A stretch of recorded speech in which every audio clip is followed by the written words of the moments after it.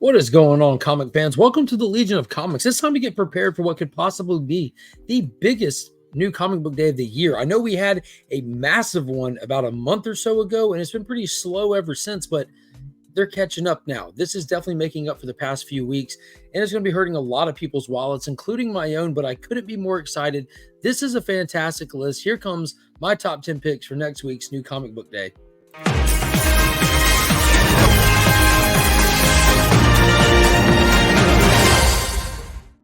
Shout out to the homies at Big Time Collectibles. It's con season, so they're dropping all kinds of fire. Be sure to check them out on social media, to follow them on their website itself. And if you need anything clean or pressed, my homie Justin has got you covered. You can find him in the link in the description of any one of my videos. And as always, a huge shout out to ABX Comics and Games, my local comic shop here in Augusta, Georgia, where I'll be picking up every one of the comics that you see on this list here today. They have a fantastic Facebook group. If you're new or old into the hobby of comic collecting or tabletop gaming, be sure to check it out. They are the best. They also are the long distance comic shop to a lot of community members right here on YouTube. They are the community's comic shop.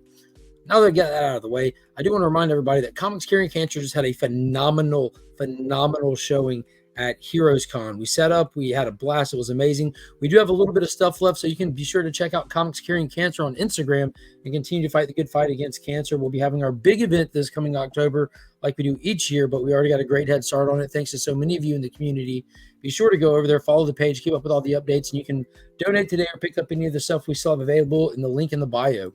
All right, let's get into it. Massive week. Massive week. Things ending, huge things starting. I typically I probably average around 10 books a week. Sometimes the books exceed that, sometimes they're a little bit under, and then I just pick and choose which one are going to go on the list. But this week, there is a massive amount. I'm going to start with some honorable mentions that are worth pointing out. There's a brand new Zatanna comic coming from DC Comics that I'm definitely going to be taking a peek at. I'm not sure if I'm going to add it to my pool list or not. To be honest with you, if they do a lot of the backwards talking in it, I might just read it on the DC app and see how it goes. I just feel like they should put an asterisk on there and just write it regularly. I hate having to hold a mirror to the book to read what the spell is she's saying.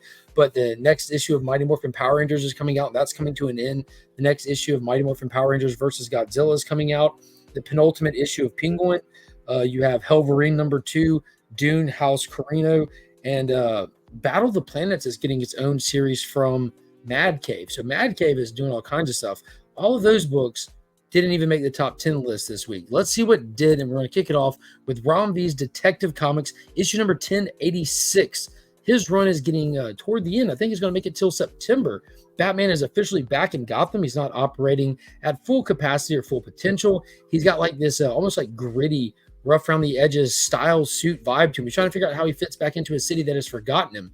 In the meantime, before he even gets a chance to take the fight to the Orgums, an unexpected villain has shown up and is on a warpath through the city. So who's going to get to him first, Batman or this unsuspected villain? I'm excited to see who it is. They don't spoil it in the solicitations, so I don't know. Batman's kind of been gathering the troops that we saw gathered when Catwoman was putting him together. So it looks like they're getting ready for a big all-out war. It's a slow build and in the best way possible. Cannot wait to see how this plays out.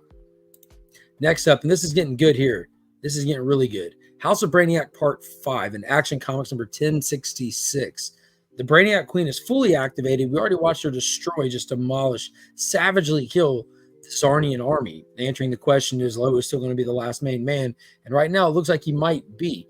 So what's going to happen with the Super Family? Are they going to be stuck on Brainiac's ship? What are we going to learn about Brainiac? Is the secrets of why he wanted to build this queen going to be revealed? I think we're getting there. And then in the same exact week as this, we're going to be getting Superman issue number 15, part 6 of the House of Brainiac, and the finale. Superman and Lex have teamed up and figured out the ultimate way to stop Brainiac is going to be a massive sacrifice. Obviously, from the cover, it looks like it might involve kryptonite poisoning, and knowing what's coming next in absolute power, it might also involve him losing all of his ability, or at least some of it. We saw him take that bullet to the chest in the free comic book day prelude to Action Absolute Power.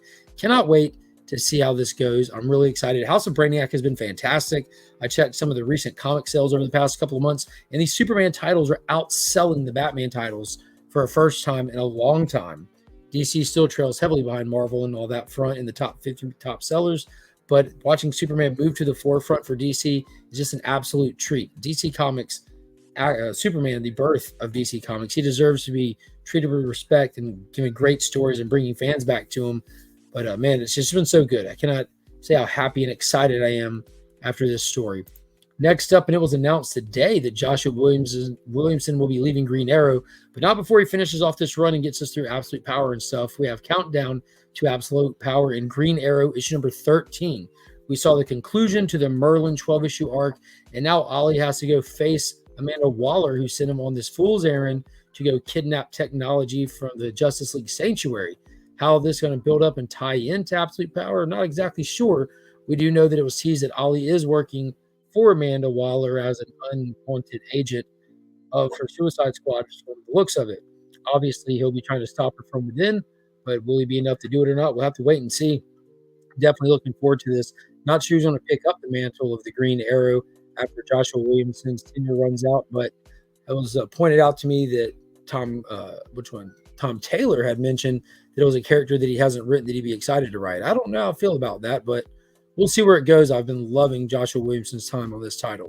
Next up, moving over to the Energon universe with Image Comics Skybound, we have Void Rivals issue number 10. And in this issue, we finally see our, I don't know, what would you call them? Like, I don't know, sci-fi renegades that are on the run from the governments of their respected planets have met up with Springer and had a good battle with Proximus in the last issue. Now, in this issue, we're teasing that they're going to finally introduce and bring some Energon into the fight. So we're going to be building some more on the connections that we have to Transformers in this one. I don't know. This book is just fun. It's just absolutely fun. You never know what kind of Easter egg or big surprises they'll give you along the way, especially that last issue with Springer. That was just an absolute treat. Cannot wait to see what happens. This is the book that started it all for Image Comics with the Energon universe. So if you're into any of the Transformer stuff, this is a must read for sure. Now, the next one is huge, absolutely huge. I'm not a big James Tynion IV fan, not by any stretch. I did not enjoy his time on Batman, thought it was terrible. I do not care for something as killing the children, mainly for the art layout over anything. But there's a couple things he did that I absolutely love, and one of them is Nice House on the Lake. The other one is my favorite book he has ever written, and it is finally back after a long hiatus. The Department of Truth returns, and in big fashion. Issue number 23, picking up right where we left off. The department and its battle against its counterpart organization, the Black Hats, are going at it, and the Department of Truth is making a wild attempt at taking the lead by going public with the department itself. And to do that, the leader, Lee Harvey Oswald, is going to have to take us back to where it all began on that fateful day, the assassination of the president. So I can't wait to unpack that. As you can see, featured on the covers, the Lady in Red, the devil itself, possibly.